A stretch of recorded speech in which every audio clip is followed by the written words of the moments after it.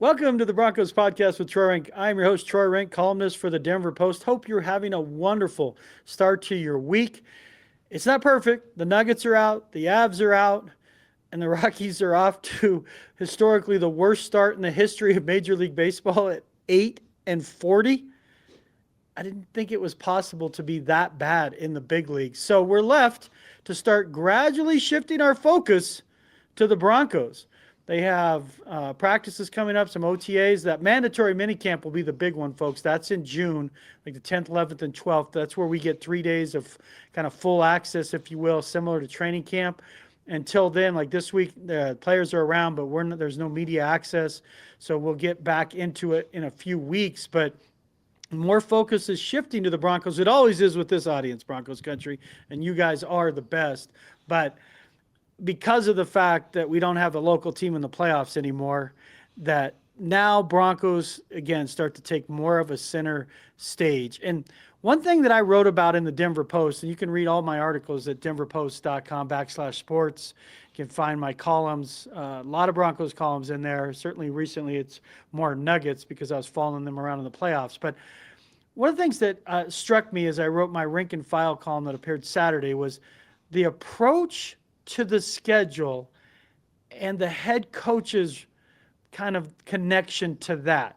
And that's going to drive today's pod, folks, is looking at Sean Payton and this schedule. What does it mean? I want to talk about that after the break. Have you been injured in a car wreck or hurt at work? What are you waiting for? Give my friends at Hoggatt Injury Law a call. I've known Darby Hoggatt for the better part of a decade. Our kids played travel baseball growing up, so we traveled the country watching them. We talked a lot of Broncos on those trips, and Darby, frankly, was the one that said I should start a podcast. But you don't even have to pay Darby up front. Many of his clients become his friends because of the way he does business. So again, if you've been hurt in a car wreck or injured at work, give Darby's team a call at 1-833-464-4288. You see it on the screen there. That's 833-464-4288, or look up Darby and his partners at hoggattlaw.com. Welcome back to the Broncos pod. If you hear snorting in the background, that's our pet bulldog, Bentley. He's roaming around my office looking for things to bother. Usually he behaves during the podcast, but if you hear snorting, it's not me, I promise. I am just watching our 4-year-old bulldog roam around my office right now. But let's talk schedule, folks. Not breaking down the schedule. I thought Parker, Gabriel, and Luca Evans, my colleagues at the Post, did a nice job of looking at that schedule and what it means. But let's look at the schedule as it relates to Sean Payton and as it relates to one specific thing. I wrote this as my lead to my Rank and File that ran Saturday in the Denver Post. You can find it there online. Sean Payton is the Marlboro Man. He wants all the smoke. And it drives some people crazy. But I love this about Sean Payton. He wants all the attention. He wants all the big games. He wants all of it. The play you anytime, anywhere, make no excuses mentality. And I love that based on where the Broncos were before he got there. No team over the span of basically 5-6 years made more excuses or played the victim more than the Broncos. And it was so unbecoming for a franchise that had been this, basically the crown jewel of the AFC for many years, over 3 decades. More Super Bowl berths than losing seasons. Then overnight, they turn into a franchise that's just making excuses, don't have a quarterback, the refs are against us, the lights, the field, like it was always something. And some of these were legitimate, but it also just became a defining characteristic of the Broncos. And it, frankly, those who complain and play the victim, it's a defining characteristic of losing teams. Not many winning teams consistently play the victim. I would say none do, but I can't say that for certain. But teams I've covered that win, they find ways to make the best out of bad situations. And bad situations piss them off and motivate them, not provide them an avenue to make excuses. So when Payton arrived, again, I've joked about this, Nate Hackett, it was a clown car. The most dysfunctional coaching I've ever seen in 30 plus years of doing this, covering professional sports. Nicest guy in the world. Complete dysfunctional, over skis. And so Payton comes in, puts the Compete Street sign out there that symbolically replaced the Sesame Street attitude that existed under Hoggatt under almost a full season. He didn't make it all the way through.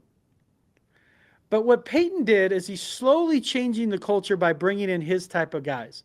A number of them have ties to the Saints, both on the roster and in the front office. He wants people that are comfortable with him. And he's not easy to work for. He's not. He's very demanding. He can be moody. He can keep you on edge. He makes you uncomfortable. So it's not the ideal working environment in that regard. But when there's constant creative friction, typically, if the culture's right, the base is right, it makes you better because you're constantly thinking of innovation and how can we be better. It's that professor that like, I got to study extra because he might put that one essay question on there that could trip me up. And at times when you're going through it, it drives you nuts, but you look back and say, man, I remember that material better than any other class. And so that's what I find fascinating with Payton, is he creates this culture, he creates the creative friction, puts a lot of pressure on his coaches. He gives them a lot of responsibility, though. He's not micromanaging in that way. He's giving them a responsibility, and he'll be the first to air them out if he doesn't think they're living up to their expectations. But when it bleeds into other parts of the organization and becomes a defining characteristic that if we're going to be a winning team, and last year they regained relevance after just an absolute 8-year waddling in the abyss, the quicksand of the NFL. They found their quarterback. They're aligned at quarterback. They're aligned at coach. They're aligned at GM. Think about this, folks. When was the last time the Broncos had a starting quarterback in his second straight year have the same head coach and coordinator? Probably Trevor Siemian? I mean, just the revolving door at quarterback and coordinator is how you stay bad in the NFL. I mean, it really is. Most quarterbacks aren't able to overcome that type of dysfunction of the coach and the play caller constantly changing. And Andrew Luck generational players. And maybe Jaden Daniels could fit in that as you watch his career moving forward. So very few can. They have to get to the right spot. The place, the team, the scheme matter. Team and scheme matter.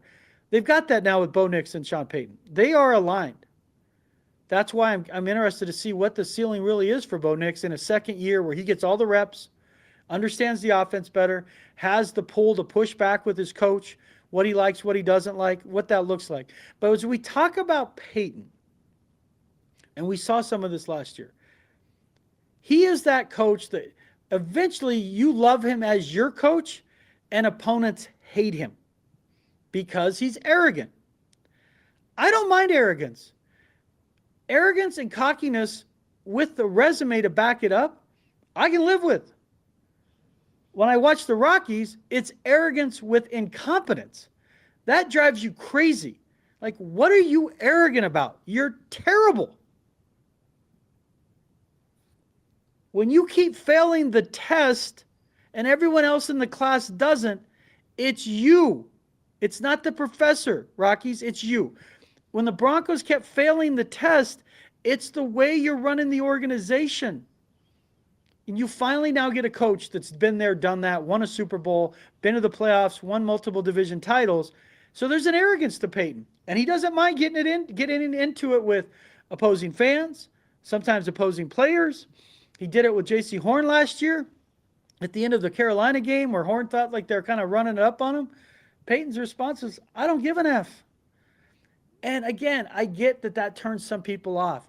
But when you're so bad for so long, you need this edge. And it's not fake with Payton. This is who he is if you watched him with the Saints. He would get into it with the fans. He would taunt fans at times. And his players, if he has the right guys, they feed off of it. I saw that with Jimmy Johnson when he was with the Cowboys. I saw it with Mike Shanahan. They feed off their coach's confidence and belief in them. He has high standards for them, but when they start to meet those expectations, they start to believe. And this is where we get into, the approach to the schedule and big games. You see there on my headlines here. The approach to the schedule, it's a crappy start to the schedule with those road games. And you go to London in there. You go to Philly and then London. I mean, realistically, I think you want to be 3-3 there. You don't want to bury yourself and be 2-4. And when I looked at last year's schedule, I thought they were in trouble after the 0-2 start when they lost to the Seahawks and Steelers, especially the Steelers at home. I'm like, holy crap, now you're going to the Tampa Bay team that had just beaten the Lions, and you're going to the Jets. Now, listen, I always thought they'd beat the Jets because I thought the Jets sucked, and I thought Rodgers was washed. They ended up winning that game, but I was shocked at the way they manhandled Tampa Bay. So I'm not going to sit here and look at the schedule now and say, oh, they're in trouble, because I saw them win 2 road games last year. I didn't think they would ever go 2-0 on that road trip to the East Coast. But they look at the schedule with you have the Titans, which is a nice opener against Cam Ward. I love the fact Brian Callahan, if you didn't see it, former Broncos assistant Brian Callahan.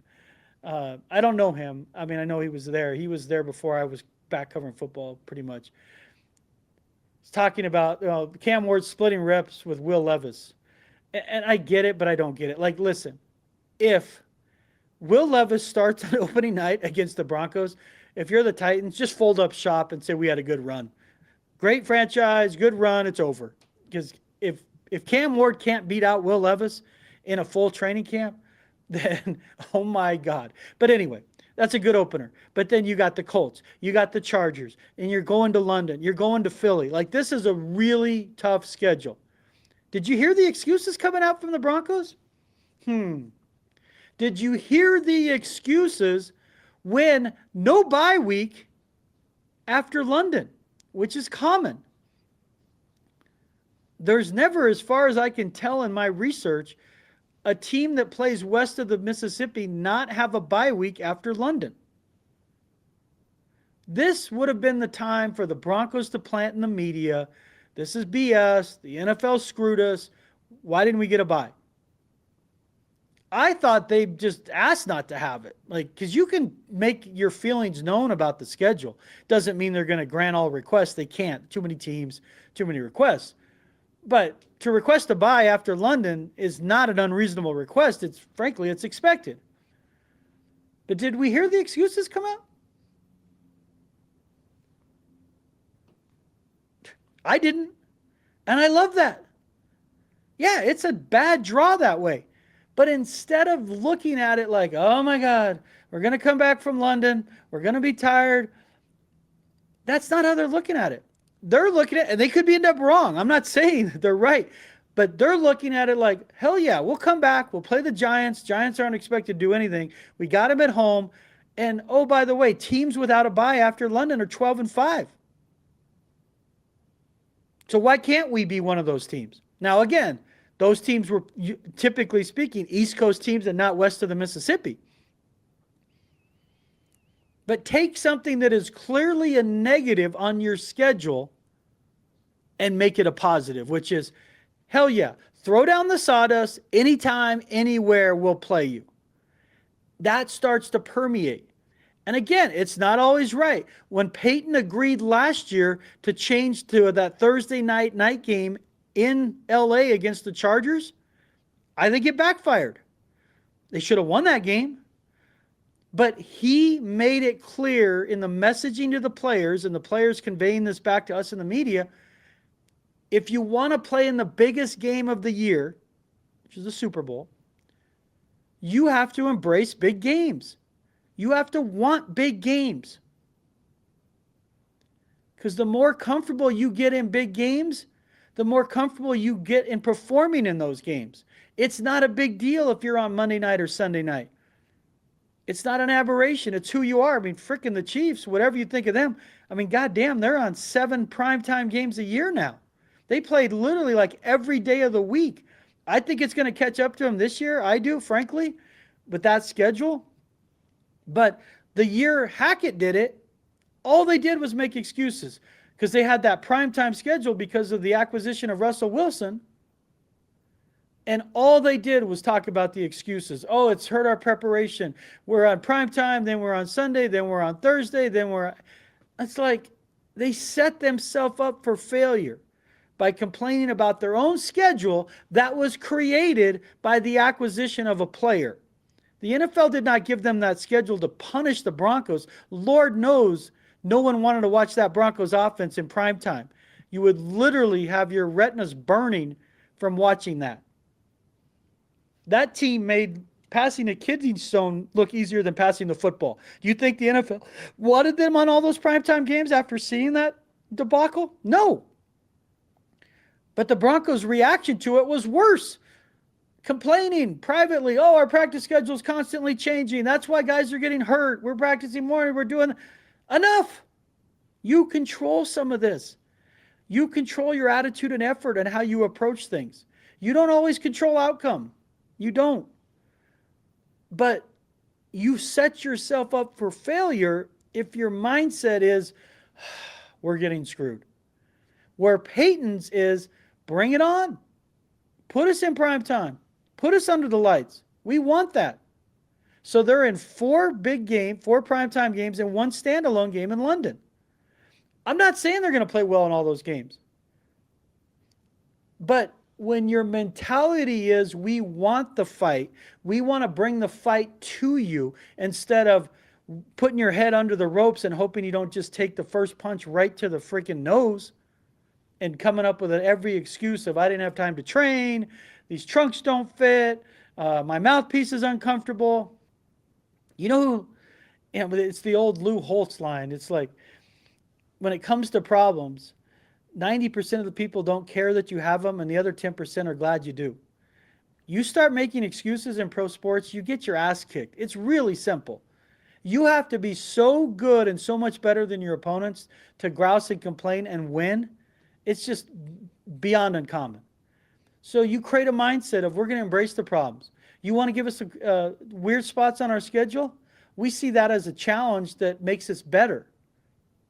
And it might not. I'm not sitting here with this Broncos team. This isn't the 97-98 Broncos, folks. I get it. You're not rolling out Shannon Sharp, John Elway, Zimmerman, Terrell Davis, and Steve Atwater. Like, I get it. But you at least have a mindset of, bring it on. Even on the later part of the schedule, the Broncos finally have their bye, I think it's week 12, and they come off a bye and play Washington on Sunday Night Football. Great game. It's going to be a great environment. But guess what? Washington's coming off a bye. So you could complain about that. Like, really? We finally get a bye that deep into the schedule and we play a team with a bye? But they're not. And that's what I like about it. That's what I like. Is that we're not making excuses for things. We're looking for solutions. We're looking for solutions on how to handle problems, not looking at the problems and saying, woe is me, I can't believe it. Don't let the problems make you the victim. And Payton has a bravado, and it's carried through the organization with co-owner Greg Penner. Greg Penner is basically a triathlete. He climbs Mount Everest like the guy's in incredible shape. He's athletic. He's got an athletic gene about him, but there's a competitive streak to him that is real. And I think I've told you this on this podcast. One of the things Penner hates is when anyone tells him, oh, we do this way because that's how we've always done it.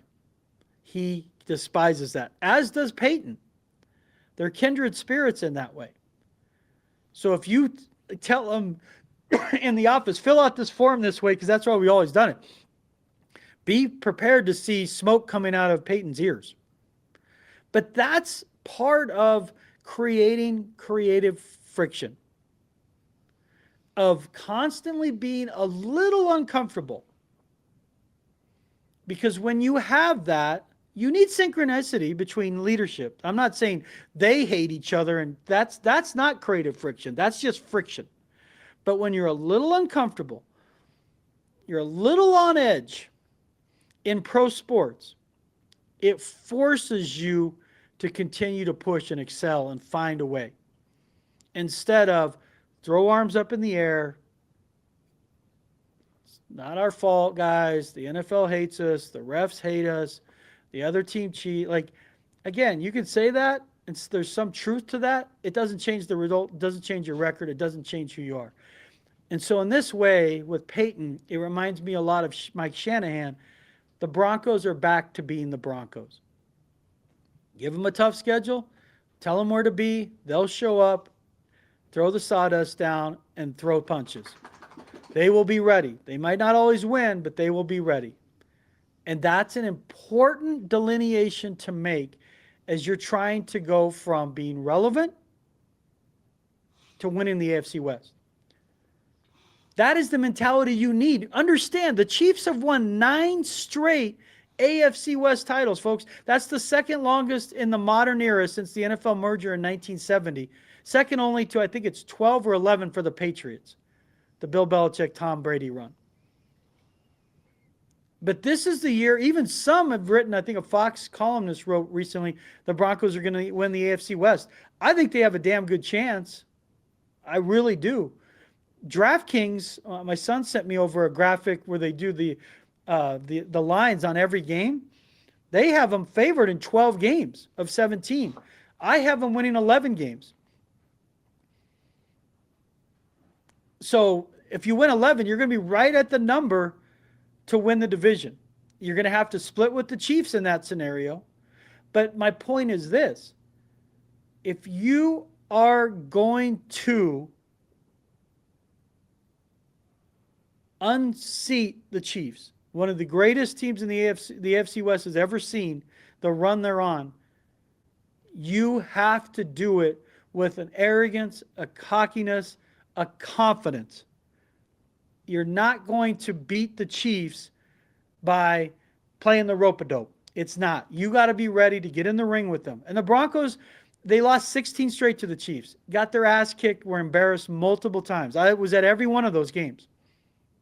They're 2-2 their last 4. And I get it. That last one, they didn't play anyone. It doesn't matter. You're 2-2 in the last 4. So make no excuses. Just get after it. Which brings me to our last point. I will want to break some news for you here. You'll get in other places. The tush push survived. It was not banned. I'm a little surprised there. I thought with the changing of the verbiage in the Packers proposal to basically you just can't aid and benefit any ball carrier by pulling them. That's what the rule was, I think, back in 2005. I thought it might pass. It does not. The tush push lives on. You got to find a way to stop it. It goes back to the you can keep complaining about it. You got to find a way to stop it. I think you're going to see some creative ways to try to stop it. I just hope, again, I'm being serious here. I hope it doesn't lead to injuries because defensive guys are over it. We understand that. I just hope it doesn't lead to injuries because we saw some of that jumping over the line and some of that stuff. If it lives on for another year, let's hope it doesn't lead to injuries. But we talk about toughness. We talk about not making excuses. That's where Alex Singleton is. My friend Parker Gabriel talked to him over the weekend. He did a great event with Alex did with Special Olympics. No one is more involved. His sister is an unbelievable Special Olympics athlete. Alex has devoted so much of his time off the field to the cause ever since, I think even when he was playing in the Canadian Football League and back with the Eagles and now with the Broncos. He's progressing in his knee recovery. He gave me, Alex gave me that update at the NFL Honors in February where he was the Broncos nominee for Walter Payton Man of the Year, and he's continued to progress. And the return of Singleton healthy, the way they view him, paired with Dre Greenlaw, who's coming off this quad issue that shouldn't impact his training camp, they need them both, folks. Because that's, again, we talk about excuses. If Greenlaw is not right and Singleton looks like he's lost a step, man, that would hurt. Because the middle of the field is where the Broncos have to regain an advantage. It's where they lost some of their biggest games last year, at Baltimore and at the Chargers specifically. You've got to be better in the middle of the field. With Talanoa and with Greenlaw and with Singleton, a healthy Singleton, you got a chance to be way better. But Singleton told Park Gabriel he's progressing. He feels good. We'll see what that looks like in training camp. Again, he would be a year removed from his surgery right around the end of September, based on when he had it. He obviously hurt it early in that Buccaneers game and played the rest of the game. That was the third week of the season. So that's essentially when he would be the year date. So keep an eye on that. But if they're going to get where they want to go defensively, I do think they need Singleton. It might be his last year where they then transition Drew Sanders the following year. I think it's a huge year for Sanders to finally pick a position and play it, because he's moved it from inside and outside and he really hasn't gained traction at either one. I think it's an important offseason and training camp for Sanders to show that he could play some significant snaps if needed, and certainly be a potential replacement the following year if needed. But Singleton, the reason I bring him up in relation to this podcast is he is that kind of mindset guy. He's a winning player. You can have winning players on losing teams. I used to say that about DJ LeMahieu when he was on the Rockies. Certain players are winning players. It just doesn't show up on bad teams. Singleton's a winning player, and he's not making excuses for his knee surgery. He's attacked it in a way with ferocity that suggests he should be able to bounce back. His age concerns me. Yes, it does. But again, we're not making excuses. And that goes back to Sean Payton's Bravado, that headline. That if you want to change a team's identity and their ranking and how they're viewed, you have to establish that as a head coach.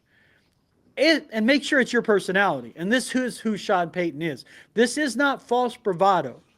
If you're around Sean Payton, this is him. He is cocky, he is confident, he is arrogant, and he has a reason to be. Is it off-putting to some? Yes, it is. It is. But is it also who he is, an example of how that confidence has played out and manifested in his team? There are plenty of examples of that. And this Broncos team, his third, has more of his type of guys, more of the type of personalities, more of the buy-in. This is a year where they should be in position to win an AFC title. And I think Payton is giving them that shot with his bravado, with his approach to the schedule, with his approach to big games. Folks, I hope you enjoyed it. I always enjoy talking Broncos. It's a weird time of year, kind of in that weird spot where you look for vacation, look to hit the reset, recharge the batteries after a long playoff run by the Nuggets or semi-long, that you then get into June. That mini camp's a big deal. Get a lot more clarity, especially on some of the younger players. And then before you know it, we're in training camp, folks. And this is an exciting Broncos season with real, like the Russell Wilson first season certainly fit that. But this has substance to it based on the season before. This is the biggest and best expectations they've had for a season since Peyton Manning, like his last season. Like, this is a team that you're expecting to win. 10 wins is the floor. You have realistic vision of a division title. So, and again, for me, Peyton has created that. Can he pull it off? I don't know. But I know he's put the Broncos back in position to be the Broncos again. Hope you enjoyed it. I could not do this podcast without my great friends at Hoggatt Injury Law and Darby Hoggatt. And of course, Mile High Sports, Danny Bailey behind the screen. Danny's the man that produces this, does all the headlines, makes it look professional. And that's a hard job with the way, look at how I look. Look at my face. It looks like a catcher's mitt. Danny does everything he can to make the pod look great. I could not do it without him. Broncos country. I do this pod for you. Happiness that begins with me. Go out there and have a great day.